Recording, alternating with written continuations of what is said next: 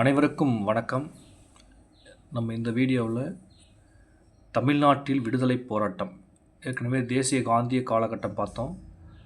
So இதில் இருக்கிற book back questions நம்ம பார்த்திங்கன்னா இந்த டாப்பிக்கில் பார்த்திங்கன்னா இப்போ எல்லா எக்ஸாம்லேயும் புக் பேக்லேருந்து நிறைய கவர் பண்ணுறாங்க. Police exam, SI exam, TET exam. So அதனால் நான் என்ன பண்ணியிருக்கேன்னா ஒரு டாப்பிக்கை முக்கியமான டாப்பிக்கை சூஸ் பண்ணி புக் பேக் கொஸ்டின்ஸு அண்டு அது மட்டும் இல்லாமல் புக்கில் இருக்கிற முக்கியமான கேள்விகளை நான் கொடுத்துட்ருக்கேன். ஸோ நல்லா பயன்படுத்திக்கங்க. அதில் இந்த வரிசையில் தமிழ்நாட்டில் விடுதலை போராட்டம் இந்த டாப்பிக்கில் பார்த்திங்கன்னா சில கொஸ்டின்ஸ் தான் உங்களுக்கு கொடுத்துருக்கேன். ஓகேங்களா? முதல் கேள்வி பாருங்கள். சென்னை மகாஜன சபையின் முதல் தலைவர் பி. ரங்கையா. இதெல்லாமே புக் பேக்கில் இருக்கிற கொஸ்டின், ரொம்ப ரொம்ப முக்கியமான வினாக்கள். சரிங்களா? நல்லா நோட் பண்ணி படிச்சுக்கோங்க. சென்னை மகாஜன சபை முதல் தலைவர் யாருன்னு கேட்டாங்கன்னா என்ன பண்ணணும், டக்குன்னு நீங்கள் சொல்லணும். சென்னை மகாஜன சபையின் முதல் தலைவர் பி. ரங்கையா. ஓகேங்களா? அடுத்து பாருங்கள். இந்திய தேசிய காங்கிரஸின் மூன்றாவது மாநாடு, இந்திய தேசிய காங்கிரஸின் மூன்றாவது மாநாடு எங்கே நடைபெற்றதுன்னு கேட்குறாங்க. இந்திய தேசிய காங்கிரஸ் 1000 விளக்கில் நடைபெற்றது. இந்திய தேசிய காங்கிரஸில் மூன்றாவது மாநாடு 1000 விளக்கில் நடந்திருக்கு. ஓகேங்களா? ஐஎன்சி பார்த்திங்கன்னா ஃபஸ்ட்டு 1800 ஐஎன்சி செய்யும் 1885 உருவாக்கியிருப்பாங்க. ஆலன் ஆக்டேவியன் கியூம், எனக்கு கேள்விப்பட்டிருக்கீங்க. ஆலன் ஆக்டேவியன் கியூம் அவர் தான் பார்த்திங்கன்னா உங்களுக்கு ஃபஸ்ட்டு இதை ஐஎன்சியை காயின் பண்ணியிருப்பார். ஓகேவா? ஐஎன்சி கான்ஃபரன்ஸ் நடக்கும். ஃபஸ்ட்டு நம்பர் 1 பார்த்திங்கன்னா 1885 கொடுத்துருப்பாங்க. 1885. அதே போல் நம்பர் 2 பார்த்திங்கன்னா 1886 நடக்கும். 1885 பார்த்திங்கன்னா ஃபஸ்ட்டு WC பானர்ஜி தலைவராக இருப்பார். 1886. ரெண்டாவது பார்த்திங்கன்னா தாதாபாய் நவரோஜி தலைவராக இருப்பார். மூணாவது 1887. ஓகேங்களா? சென்னையில் நடக்கும். ஓகே, அது ஒரு இஸ்லாமியர் பார்த்திங்கன்னா தலைவராக இருப்பார். ஸோ ஐஎன்சி டாபிக் ரொம்ப ரொம்ப முக்கியமான டாப்பிக்கு. ஐஎன்சி நீங்கள் நல்லா படிச்சுக்கோங்க. ஓகேங்களா? அந்த மாதிரி இந்திய தேசிய மூன்றாவது மாநாடு எங்கே நடந்துச்சுன்னா 1000 விளக்கில், அதாவது சென்னையில் 1887 நடந்தது.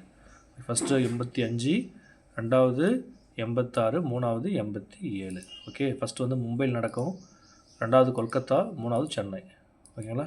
85 மும்பை, ரெண்டாவது 86 கொல்கத்தா, மூணாவது சென்னையில் 1000 விளக்கு பகுதியில். சரியா? சரி, அடுத்து பாருங்கள். அடுத்து ரொம்ப முக்கியமான கேள்வி. அதிநவீன வசதியுடன் கூடிய ரயிலில் அடிமைகளாக இருப்பதை விட சுதந்திரத்துடன் கூடிய மாட்டு வண்டியே சிறந்தது என்று கூறியவர் அன்னிபெசன்ட் அம்மையார். ரொம்ப ரொம்ப முக்கியமான வேலிட் கொஸ்டின்ஸ். ஓகேங்களா? அன்னிபெசன்ட் அம்மையார் ரொம்ப அழகாக பாருங்கள் கொடுத்துருக்காங்க. அதிநவீன வசதிகளுடன் கூடிய ரயிலில் அடிமைகளாக இருப்பதை விட சுதந்திரத்துடன் கூடிய மாட்டு வண்டியே சிறந்தது. ஏற்கனவே இவர் சொல்லியிருப்பார், ஜவஹர்லால் நேரு சொல்லியிருப்பார். கவர்மெண்ட் ஆஃப் இந்தியா ஆக்ட் 1935 பக்காவாக சொல்லியிருப்பார். அதாவது a strong engine but no பிரேக்குன்னு சொல்லியிருப்பார் ஜவஹர்லால் நேரு. அந்த மாதிரி அதிநவீன வசதிகளுடன் கூடிய ரயிலில் அடிமைகளாக இருப்பதை விட சுதந்திரத்துடன் கூடிய மாட்டு வண்டியே சிறந்தது என்று கூறியவர் அன்னிபெசன்ட் அம்மையார். சரிங்களா? அடுத்து பாருங்கள். கீழ்கண்டவற்றுள் சுயராஜ்யவாதி யாருன்னு கேட்குறான். கீழ்கண்டவற்றுள் சுயராஜ்யவாதி யாருன்னு கேட்குறான். சத்தியமூர்த்தி தான் சுயராஜ்யம். ஓகேங்களா? அடுத்து பாருங்கள். சென்னைக்கு அருகே உள்ள உதயவனத்தில் சத்தியாகிரக முகமை. ஓகேவா? சென்னைக்கு அருகே உள்ள சத்தியவனத்தில் சத்தியாகிரக முகமை அமைத்தவர் யாருன்னு கேட்டாங்கன்னா டி. பிரகாசம். ஓகேவா? டி. பிரகாசம் தான் அதுக்கு ஆன்சர். ஓகேவா? தமிழ்நாட்டோட முதல் சத்தியாகிரகி டி. பிரகாசம். அதாவது உப்பு சத்தியாகிரகம் நடக்கும். உப்பு சத்தியாகிரகம் 1930 பார்த்திங்கன்னா உங்களுக்கு தண்டியில் மகாத்மா காந்தி பார்த்திங்கன்னா ஸ்டார்ட் பண்ணுவார். மார்ச் 5 ஸ்டார்ட் பண்ணுவார். ஸ்டார்ட் பண்ணுவார். அப்போ பார்த்திங்கன்னா தமிழ்நாட்டில் சத்தியாகிரகம் பண்ணவர் டி. பிரகாசம். சரிங்களா? அடுத்து பாருங்கள். இந்திய எதிர்ப்பு மாநாடு எங்கே நடைபெற்றது? சேலம்னு நடந்துச்சு. இந்திய எதிர்ப்பு மாநாடு சேலத்தில் நடந்துச்சு. தந்தை பெரியார் தலைமையில் நடந்திருக்கும். ஓகேங்களா? அடுத்து பாருங்கள். சென்னை உயர்நீதிமன்றத்தில் பணியமர்த்தப்பட்ட முதல் இந்திய நீதிபதி டி. முத்துசாமி. ரொம்ப முக்கியமான இம்பார்ட்டன்ட் கொஸ்டின்ஸ். சென்னை உயர்நீதிமன்றத்தில் பணியாற்றம் செய்யப்பட்ட முதல் இந்திய நீதிபதினா டி. முத்துசாமி தான். இப்போ ப்ரெசண்ட்டாக யார்? 2025 52வது சுப்ரீம் கோர்ட்டோட சீஃப் ஜட்ஜி கவாய் இருக்கார். இப்போ 53வது சுப்ரீம் கோர்ட் சீஃப் ஜட்ஜியாக 2025 நவம்பர்லேருந்து சூரியகாந்தை வந்து நியமனம் செய்ய போகிறாங்க. 53வது சுப்ரீம் கோர்ட் சீஃப் ஜட்ஜி சூரியகாந்த். ஓகேங்களா? அடுத்து பாருங்கள்.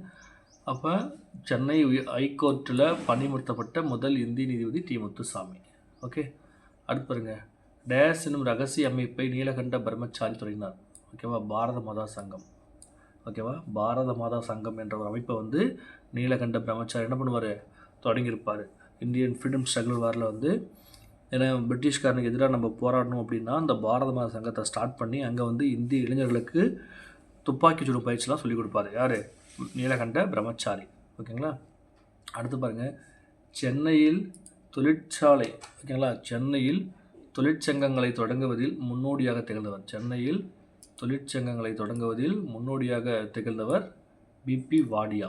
ஓகேங்களா? சென்னையில் தொழிற்சங்கங்களை தொடங்குவதில் முன்னோடியாக திகழ்ந்தவர் பிபி வாடியா. ஓகே. அடுத்து பாருங்கள். சென்னையில் முதலாவது காங்கிரஸ் அமைச்சரவை ராஜாஜி. எல்லாருக்கும் தெரியும், ராஜாஜி தான் வந்து சென்னையில் முதலாவது காங்கிரஸ் அமைச்சரவை. சரிங்களா? ஏன்னா காங்கிரஸ் கட்சி ராஜாஜி தலைமையில் தான் ஃபஸ்ட்டு ஆட்சி அமைக்கிறது. சரிங்களா? முதலமைச்சராக வர ராஜாஜி. அடுத்து பாருங்கள்.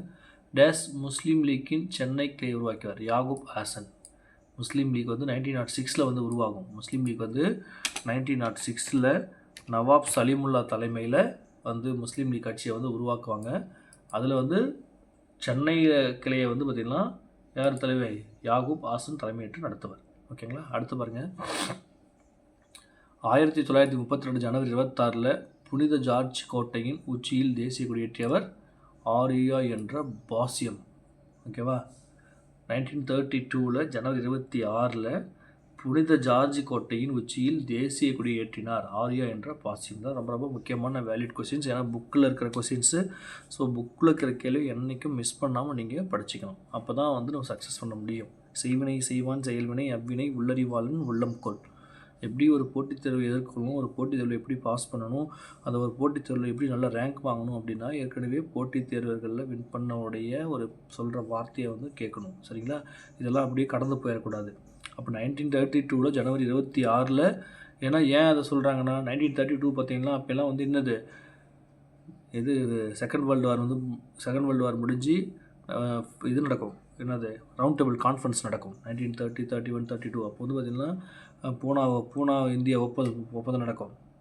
ஸோ அந்த மாதிரி டைமில் வந்து பார்த்திங்கன்னா இந்த அப்போவே புனித ஜார்ஜ் கோட்டையில் ஏன்னா 1929 லாகூர் காங்கிரஸ்லேயே வந்து நம்மளுடைய இண்டிபெண்டன்ஸ் வந்து அறிவிச்சிருவாங்க. அதனால தான் வந்து 1930 ஜனவரி 26 வந்து ஃபஸ்ட்டு இந்திய கொடி ஏற்றுவாங்க. சரிங்களா?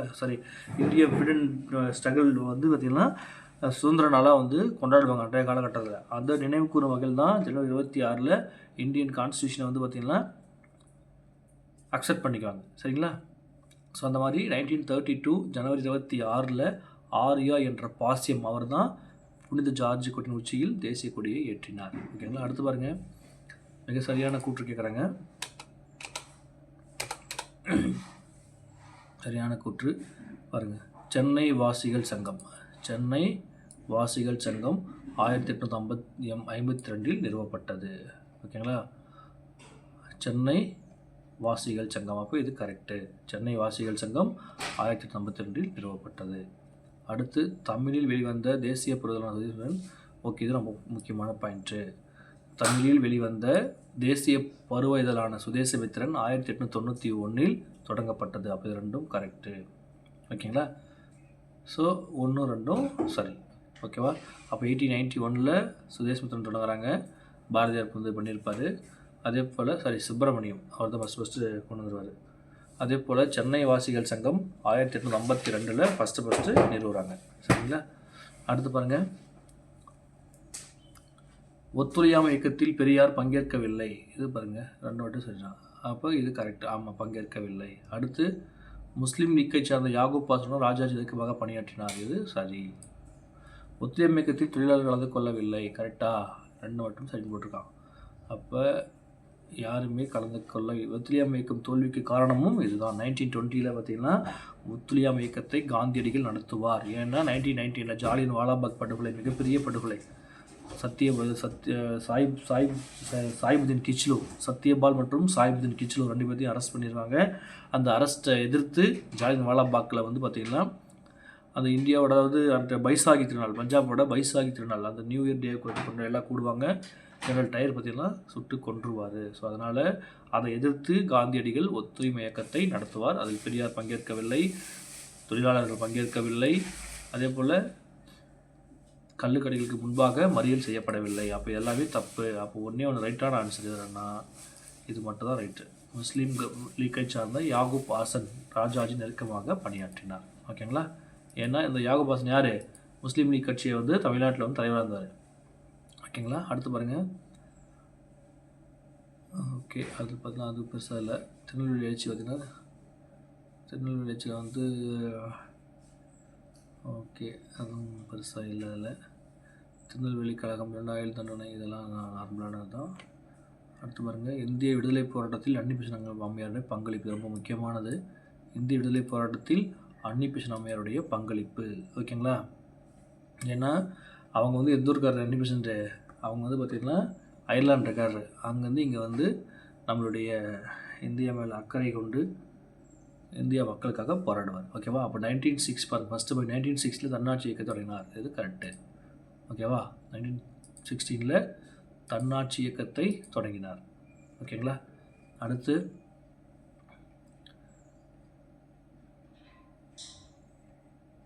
சூப்பரான கொஸ்டின் பாருங்கள். அன்னி பெசன்ட் அம்மையார் ரொம்ப ரொம்ப முக்கியமானதுங்க. தயவுசெய்து நோட் பண்ணிக்கோங்க. அன்னி பெசன்ட் விடுதலை பெற இந்தியா எப்படி பாருங்கள். இந்தியா விடுதலை பெற இந்தியா துயற்றது. இது ஒரு புத்தகம். அதே போல் இந்தியா ஒரு தேசம் என்ற 2 புத்தகங்களை எழுதியிருக்காங்க. ஓகேங்களா? அதே போல் நியூ இந்தியா காமன்வெல்த் இந்த நியூஸ் பேப்பரை தொடங்கியிருக்காங்க. நியூ இந்தியா காமன்வெல்த் நியூஸ் பேப்பரை தொடங்கியிருக்காங்க. ரொம்ப ரொம்ப முக்கியமான அன்னி பெசன்ட் அம்மையார் 1916 தன்னாட்சி இயக்கத்தை தொடங்குவாங்க. தன்னாட்சி இயக்கம் என்பது இந்தியா அட்டானமஸ் பாடியாக வரணும், ஆங்கிலேயர்களுடைய ஆட்சியிலிருந்து நம்மளை தற்காத்து கொண்டு நாம் இண்டிபெண்ட்டாக செயல்படணும் அப்படின்னு சொல்லிட்டு முதலாக இந்த இயக்கத்தை தொடங்குவாங்க. அதே போல் இந்தியா ஒரு தேசம் விடுதலை பெற இந்தியா எப்படி துயரற்றது. இந்தியா ஒரு தேசம் விடுதலை பெற இந்தியா எப்படி துயரற்றது என்ற 2 புத்தகங்களை எழுதியிருக்காங்க. அதுபோல் நியூ இந்தியா காமன்வெல்த் என்ற 2 நியூஸ் பேப்பரை தொடங்கியிருக்காங்க. அதே போல் யங் இந்தியானா மகாத்மா காந்தி. ஓகேங்களா? நியூ இந்தியானா Annie Besant new India, young இந்தியானா மகாத்மா காந்தி. ஓகேங்களா? அடுத்து பாருங்கள். தமிழ்நாட்டில் சுதேசி இயக்கம். இது ரொம்ப முக்கியமானது. முன்ன பார்த்தா அன்னி பெசன்ட் பார்த்தோம். சுதேசி இயக்கம் பாருங்கள். வங்கப்பிரிவினை 1905 நடந்துச்சு இல்லையா? வங்காளம் 2ஆக பிரிஞ்சிடும். கிழக்கு வங்காளம் மேற்கு வங்காளம் 2ஆக பிரிஞ்சிடும்.